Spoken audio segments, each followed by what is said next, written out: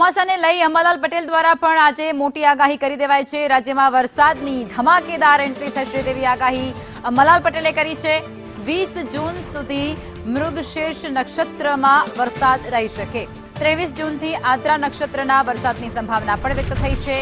23 થી 26 જૂન એ રાજ્યના અનેક વિસ્તારોમાં સારો વરસાદ વરસી શકે છે।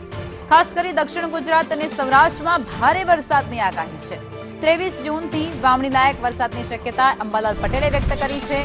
29 જૂનથી 5 જુલાઈ વરસાદની અગત્યની આગાહી કરવામાં આવી છે, જેમાં એમપી અને ગુજરાતના ઘણા જ ભાગોમાં અતિશય એટલે કે ભારે વરસાદ રહી શકે, વાવણી લાયક વરસાદ રહી શકે।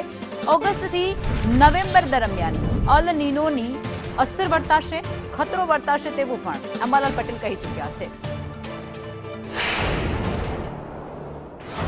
હવે તારીખ 20 જૂન સુધીમાં દેશના ભિન્ન ભિન્ન ભાગોમાં વરસાદ પર પ્રી મોન્સૂન એક્ટિવ વરસાદ થવાની શક્યતા રહે છે। જો કે આ મૃગશીર્ષ નક્ષત્રનો વરસાદ કહી શકાય અને આ નક્ષત્રમાં કૃષિ કાર્યો કરવામાં આવે તો તેમાં રોગ જીવાતનું ઉપદ્રવ વધવાની શક્યતા રહેતી હોય છે। તારીખ 23 જૂનથી આદ્રા નક્ષત્ર વરસાદ થવાની શક્યતા રહે અને તારીખ 26 જૂન સુધીમાં કેટલાક ભાગમાં સારો વરસાદ થવાની શક્યતા રહે।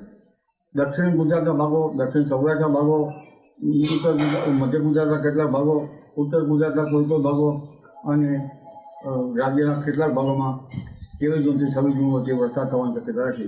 પરંતુ 29 જૂનથી 5મી જુલાઈ વચ્ચે ઘણા ભાગોમાં સારો વરસાદ થવાની શક્યતા રહે। તેમાં બંગાળ ઉપસાગરનું વહન સક્રિય થતાં ત્યાંની અસરના કારણે લગભગ પૂર્વ મધ્યપ્રદેશ અને ઉત્તર ગુજરાતના ભાગોમાં સારો વરસાદ થવાની શક્યતા રહે।